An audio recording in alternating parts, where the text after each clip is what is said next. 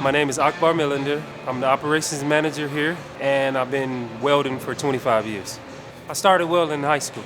I took a vocational class for 2 years. First thing we did was we learned how to push the puddle, because that's what welding is. You have to be able to manipulate the puddle and push it. We would compete with each other, and I end up getting pretty good. That's how I get this job. I won a welding competition, and that gave me the job here, and I've been here for 22 years. At the time, it probably was only like 15 people here.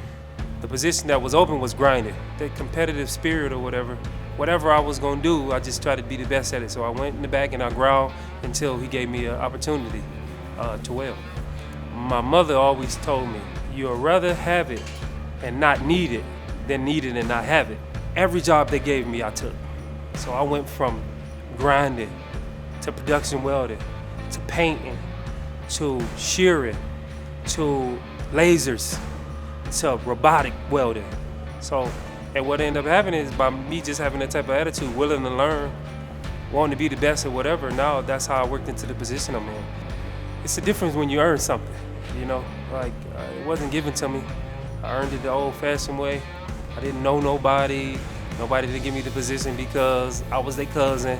No, I actually worked my way from the ground up. So if you're looking to get into a career in welding, there's a lot of things that you can get into. You can get into an apprenticeship program, go to a vocational school, go to a community college, go become an engineer at a university.